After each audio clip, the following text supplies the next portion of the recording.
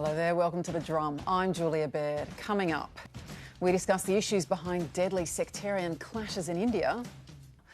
Now, are we seeing the world's largest secular democracy turn into one of the most intolerant? In December last year, in an effort to, apparently, he said, weed out illegal immigrants and register the country's 1.3 billion citizens, India changed the law to make it easier for religious minorities, except Muslims, to get citizenship. The law means many of the country's approximately 180 Muslims who don't have papers to prove they're Indian risk becoming stateless. Since then, protests have escalated, and over the past few days, New Delhi has seen the worst religious rioting between Hindus and Muslims in decades. Dozens are dead and hundreds injured, both Hindus and Muslims, in days of clashes in northeastern Delhi. Breaking news just coming in. There is a protest going on at Delhi's Chandbagh area now. Stone pelting, arson and vandalism. Cars and mosques burnt, businesses destroyed. Muslim families have fled their homes. Relatives of Muslim victims have accused police of turning a blind eye to Hindu mobs. Prime Minister Narendra Modi has appealed for peace and harmony via social media. Earlier this week, just kilometres from the violence, Mr Modi hosted Donald Trump for his first visit to the country as president. Mr Trump said he discussed religious freedom with the Indian Prime Minister, but said they didn't talk about the attacks. He wants people to have religious freedom, and very strongly, and he said that in India they have worked very hard to have great and open religious freedom. And if you look back and look at what's going on relative to other places especially, but they have really worked hard on religious freedom. Tensions began in December when the ruling Hindu nationalist BJP party changed the law to make it easier for non-Muslims from neighbouring countries, Pakistan, Bangladesh and Afghanistan, to gain citizenship. The changes exclude Muslims. The BJP party insists the new laws are designed to help persecuted religious minorities and not discriminate against the country's Muslim population.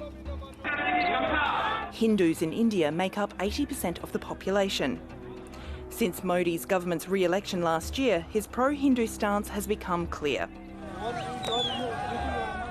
In the disputed region of Kashmir, his government annulled Jammu and Kashmir's special statehood status and rounded up non-violent separatists. The Supreme Court controversially allowed Hindu groups to build a temple on a contested site that once had a mosque. It's not the first time India has seen sectarian violence. In 1984, 3,000 Sikhs were massacred. While in 2002, when Narendra Modi was Chief Minister of the state of Gujarat, anti-Muslim riots left 1,000 people dead. Now, Rabia, kind of extraordinary scenes we're seeing there. You've just returned from India. What was your sense? What did you observe when you were there about that seriousness of this? Yeah, so I was in India and I returned a couple of weeks ago. I was speaking at a conference where there was over 4,500 leaders, philanthropists attending, and it was interesting speaking to so many people how the tides have turned so drastically and, as we can see, so violently now. You know, Modi was elected in as a great hope. There was so much excitement and hope because he was a leader of the people. You know, he came from poverty, he came from nothing. So there was this huge expectation that not only would he continue to bring the country together, a country that had worked so hard in the last 70 years to rule out sectarian tension and to bring in this cohesive, inclusive environment, but there was also so much hope and excitement that he would lead India into the future to becoming such a powerful and prominent economic force.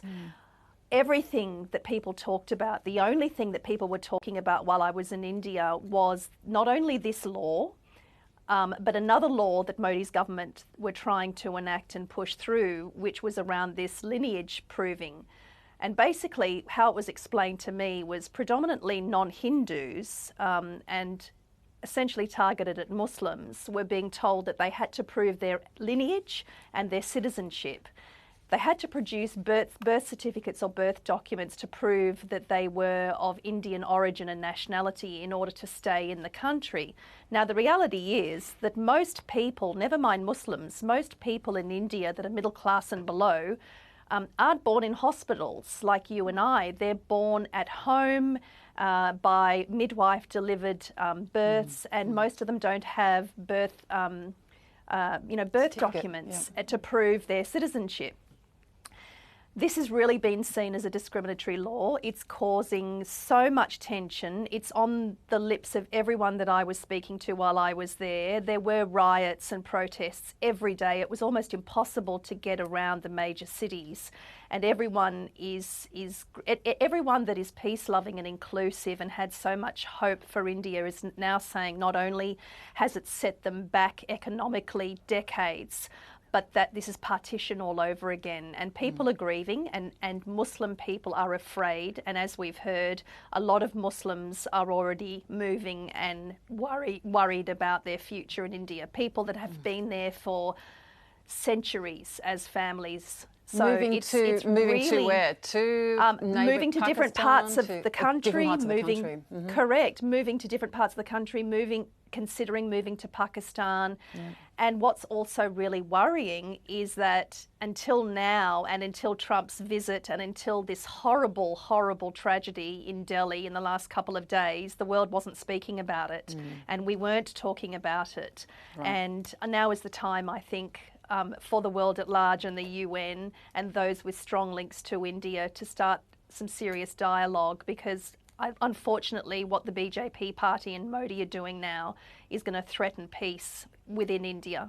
Okay, all right, let's start some serious dialogue now, because for more we're joined by CEO of the Indian Link Media Group, Pawan Luthra. Welcome to The Drum. Thank you. Can you, first of all, before we get to the broader question of how a secular democracy can find itself in such kind of bitter religious division, can you first of all speak to the specifics of what Rabia was bringing up? What can you tell us about this, ostensibly about dealing with immigration issues, but the Citizenship Amendment Act, the idea of the register, which she was referring to, what's that about? What's going on? Well, at the very outset, Julia, I'm of Indian heritage. I was born in India. I was brought up in India.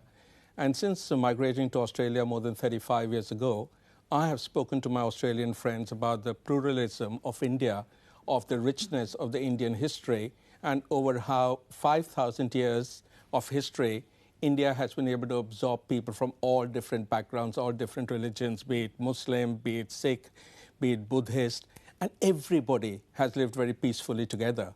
So the current discourse saddens me. I'm saying the riots which are going on in India at the moment saddens me, because Delhi is a place where I was born, and Delhi is burning. Now, we need to be a little bit mindful of making sure we have all the facts clear, because there's certain issues which have just been said which are not part of the discussion at the moment, because that's not even been drafted into any legislation. For example, there is a discussion, and there's a lot of robust discussion about the National Citizenship Register, and the government has not even put any pen to paper. But because it is going to be divisive politics, both sides of the equation are playing it up quite a bit as to what this citizenship register would be. There's nothing about birth certificates and other things which have come up so far.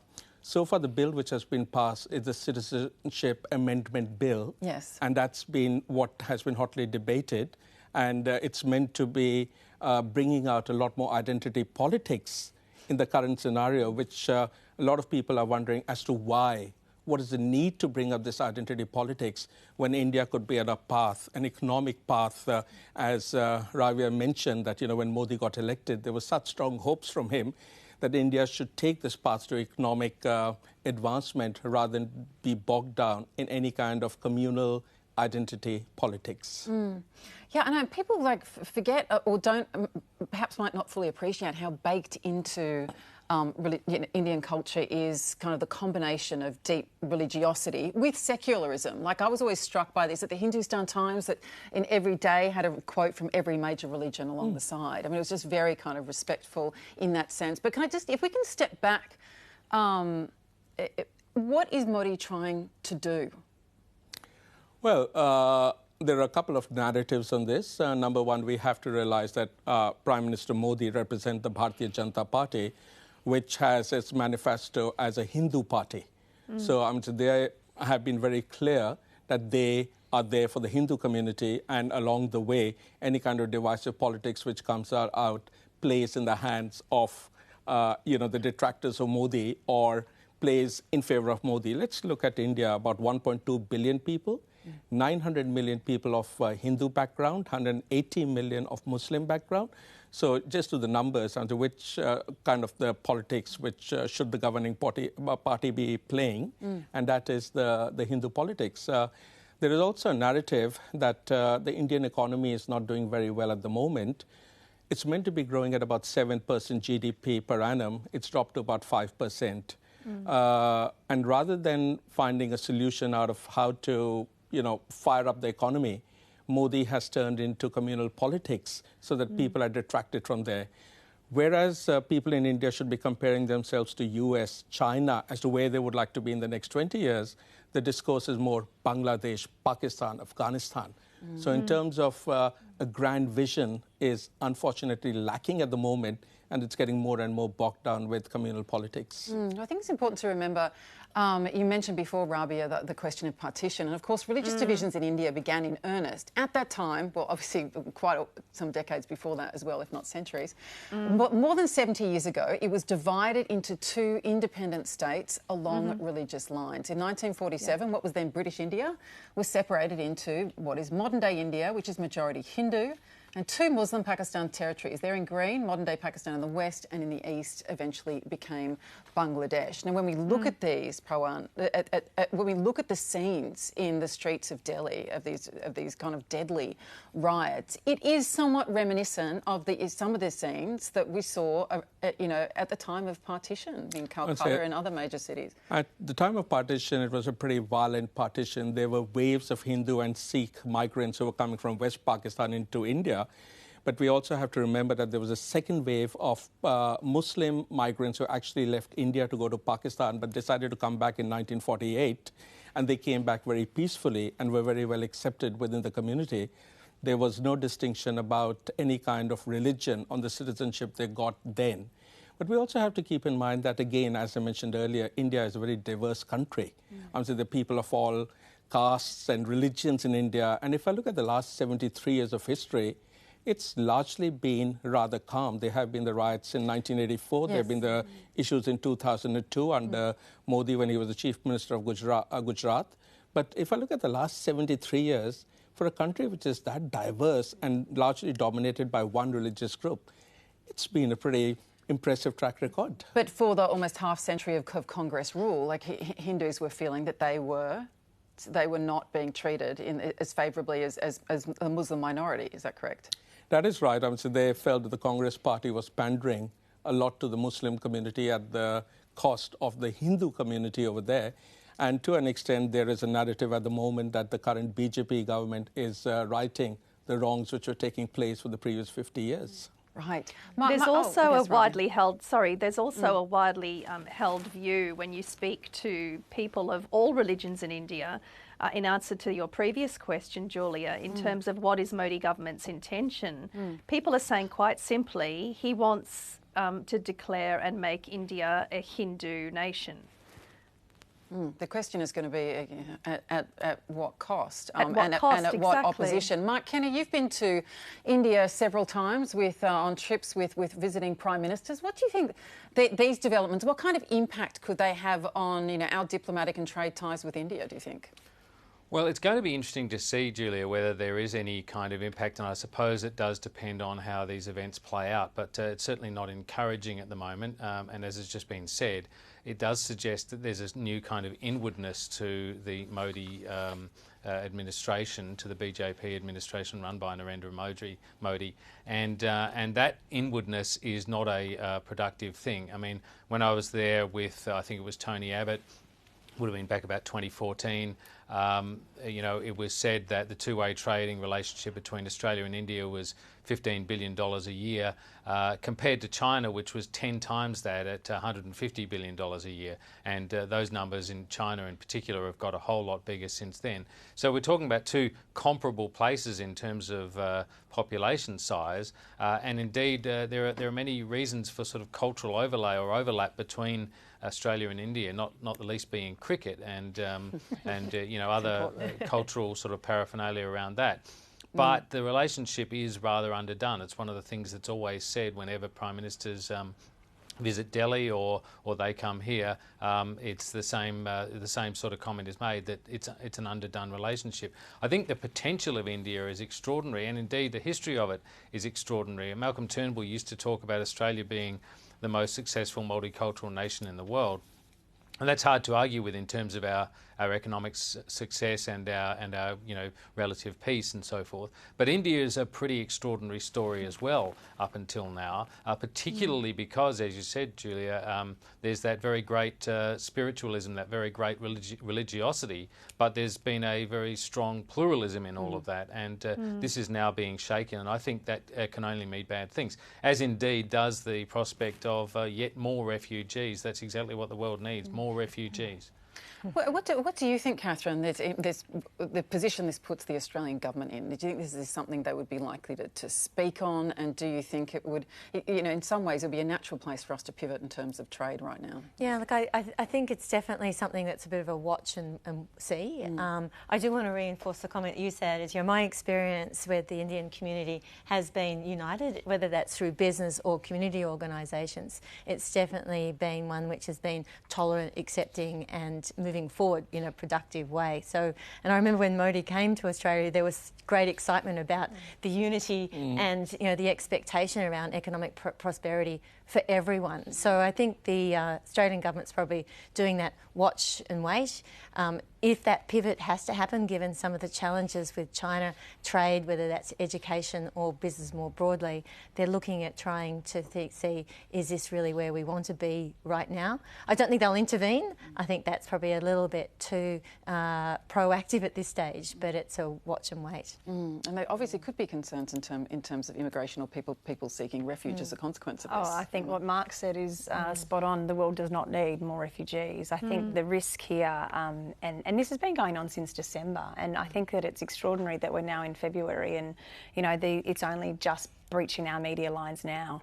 Absolutely. And 73 years of peace is a big thing to risk over something that these people have been living there for years and years without too much trouble. It seems to be an international sport now to kick a Muslim. We've seen Trump come in and do it. We've seen, you know, things happen over here. And, you know, the people that I work with and the people that I've in my community are all inclusive people, they're all peace-loving people. Sure, there are some issues and, you know, I think that everybody would accept that, but at the end of the day, you're risking the security of a nation over, I think 1.3 million people. Billion. Billion people. Billion, sorry, I always forget the size of India. But it's extraordinary. And just before could I just make one further comment? I mean, it seems to me that there's a pattern here with a lot of these strongmen types, that the longer they stay there, the more conservative and cynical they become. And so we sort of see this pattern. We've seen it in Turkey. We see it in China with President Xi. We see it to some extent, we've seen it with Mahathir in Malaysia. I mean, it seems like the longer they stay there, the more they start playing to the gallery. And I think Trump has shown that model works within democracies, where you can just whip up your own constituency into a sort of nationalist frenzy, and that is the path to electoral success. But it puts political interests ahead of the national interest, and that great Indian story is currently being sacrificed against the narrower political interests of the BJP, and I think that's really very regrettable. And just the final word to you, Pawan. Just tagging on to what Mark said, I think we better get used to it, because Modi is in a very strong position. He just won the general elections. Elections in India take place every 5 years, and there's no effective opposition at the moment in India. The yin-yang of the Indian politics was the Congress Party and the BHP. Congress Party is still trying to find its soul. They're having a problem with the dynasty change from the Gandhis to somebody else. So if it's about strongman politics, I think we better get used to these kind of issues emerging more and more in India. What I find is that I sincerely hope the leadership of the country looks hard at themselves and says that, look, we need to govern for all of India rather than part of India, and make sure that any kind of communal politics, identity politics is not there. But the reality is, once the genie is out of the bottle, it's very difficult to put it back in again. OK, we're going to keep a very close eye on developments. Pawan Luthra, thank you so much for joining us this evening. Thank you. Pawan Luthra, he's the CEO of the Indian Link Media Group.